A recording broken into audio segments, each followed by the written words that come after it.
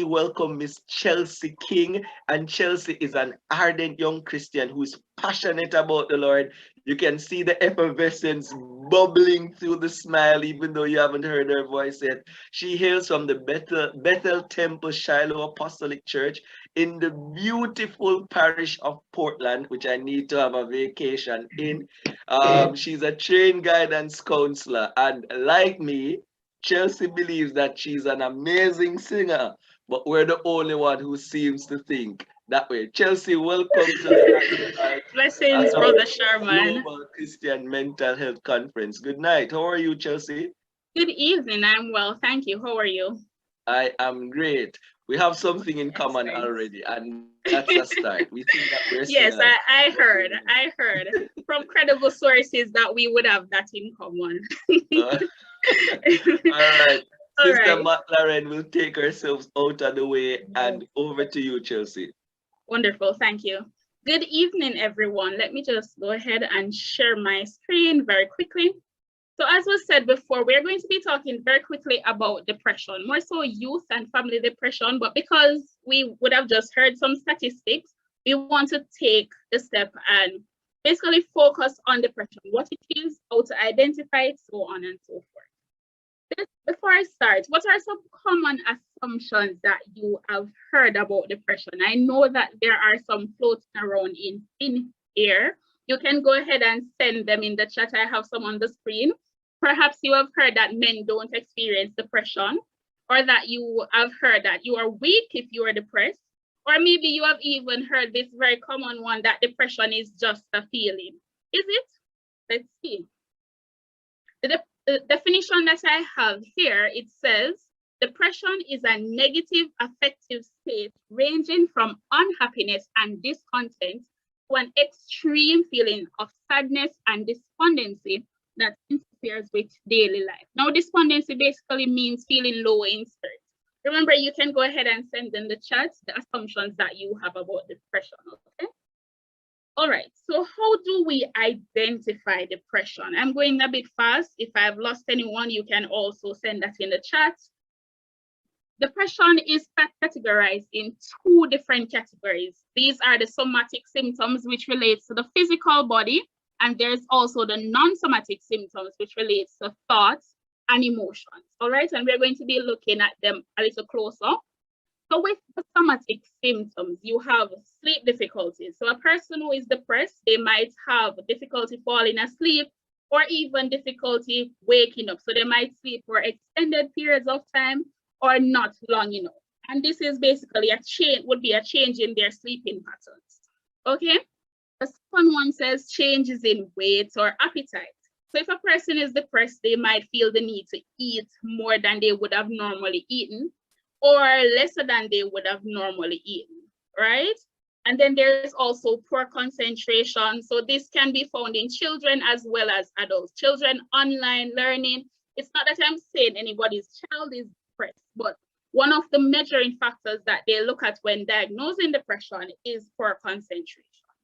And there's fatigue, which also relates to a feeling of tiredness. And it's not just a physical tiredness that a person who is depressed may experience. They may also experience a mental tiredness, mental exhaustion. You just can't be bothered. And as we put it as young persons, we can't bother, right? I'm sure persons would have heard that and probably would have even expressed the same sentiment. Now I'm going to be moving over to the non-somatic symptoms. Again, I hope I have not lost anyone. So the first one says a depressed mood. What is depression? We just heard that it is an extreme feeling of sadness or despondency, right? And at the end of the definition, the last part, it says that it affects the daily life, your daily life. So are you feeling sad to the extent where you can't carry out your normal duties? You can't go to work, you can't go to school, you're just there laying in bed. You don't want to be troubled, you don't want to do anything, right? If it is affecting your daily life, then that would be what we speak of when we look at depressed mood. And then there is anhedonia, which persons are okay with, but probably you don't know the correct term. It's basically losing interest in things that you would have once had an interest in. So are you losing interest in spending time with your friends, something that you normally would have done pre-depression? Post-depression, you might not feel the need to go out, or you go out, but you're just not there, right? Also, I must note that depression is manifested in children differently than it is manifested in adults. In children, sometimes you find that children, they no longer feel the need to take care of themselves. They don't want to bathe. They don't want to brush their hair. They don't want to brush their teeth. They don't want to clean their rooms. This can be a manifestation of depression, but you cannot diagnose, all right? Then also under the non-somatic symptoms, you have feelings of worthlessness or guilt. So a person who is depressed might feel as though they're not good enough, or that they are less than, and they also might feel guilty, as if to say that they're the ones causing this on themselves, or they can snap out of it and snap back in. So they face a lot of self-blame, which is not good. And then there's also thoughts of suicide or death. Now you might think that this is the same thing. It's actually not. We know that suicide is the act of taking one's own life, but the thoughts of death would basically mean that you're thinking that you want somebody to kill you, or you hear on the news that somebody has died, somebody was shot and they have died, and you say, boy, I couldn't be man, couldn't be them, just, you know, something like that, something along those lines. So you're praying or you're hoping that that person would have been you that was shot and killed. All right, again, I hope I am not going too fast. All right, so here are some unhelpful cliches to avoid. Now, I know that we are all helpers out there. We all want to help persons who are depressed. Our friends, we might notice that they're feeling extremely sad, and we might go to them and say things like this: think positive. Now, with depression, whilst it is that you want the person to move from a negative frame of mind to a positive one, when you tell a person who is depressed to think positive, again, that places a level of blame on the individual, as if to say, you have control over this and you can just snap in or snap out. A person who is depressed does not have that control unless it is that they are given the tools. So they can't just snap in or snap out. Or this one, this common one, I know how you feel. No, they don't know how them feel. You don't know how a person feels. It does not matter. It could be that two persons are experiencing death in their family, right? And whilst it is that the circumstances are the same, the level of pain cannot be measured or compared to that of another person. So we have to be careful when saying things like those. Or count your blessings. I know that I'm dragging a lot of us spiritual persons when I say this one. Count your blessings. Look how much things God do for you. You're just there, complain and weep and mope. No, we can't do that. Yes, we know that you are blessed and all of that, but this is not what the person wants to hear. You can say that after you would have given them some practical steps, or you can encourage them to talk to someone, which we'll talk a little about a little later on. Or it could be worse. This again throws their feelings out the window, as if to say, a person who is depressed is overreacting, or you have no grounds to be behaving like this. Because I've gone through worse, and I did not do this. I did not stop bathing. I did not stop combing my hair. I did not stop cursing my wife. I did not stop keeping away from my wife or my husband or my children, right? Or even get over it. As I said previously, depression is not something that you snap in and snap out of, right?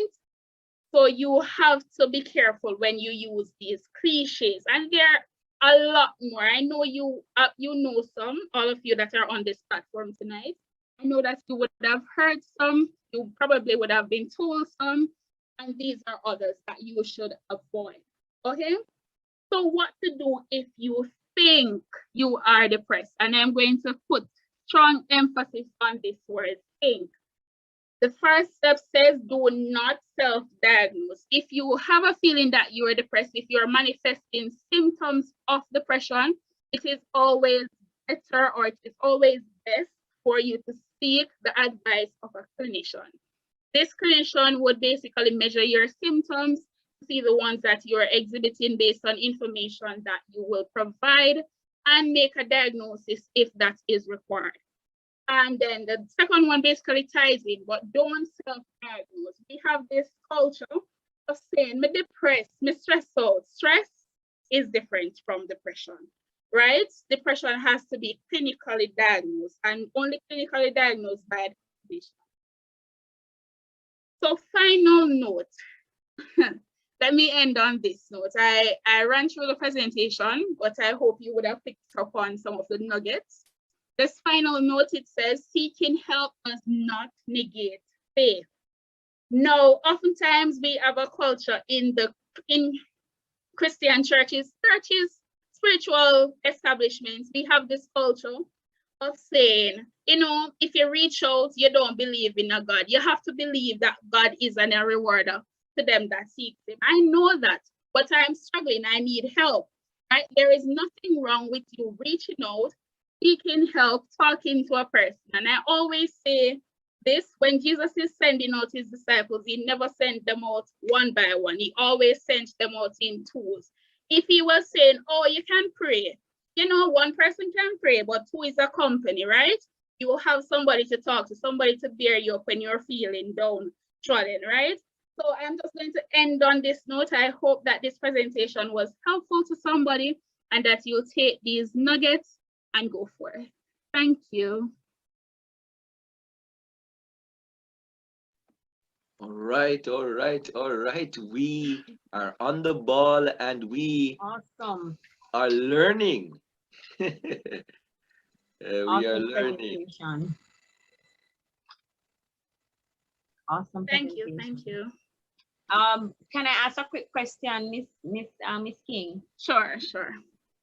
What are some factors that could contribute to someone feeling depressed? I'm not sure if you highlighted some stuff that what are some things that can cause me to be depressed as a young person? Okay, so depression, there is no one factor that causes depression because some persons are predisposed to the depression based on their genetical makeup, family history. So we cannot pinpoint as to say, oh, that can cause depression. As again, everybody interprets their situations and their emotional responses are different. So there's not only one factor, there are several things at play when a person becomes depressed.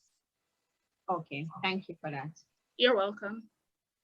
Very informative presentation, young people, adolescents who are listening. So we are not saying to you that you should cover your symptoms, right? And one interesting point is don't self-diagnose.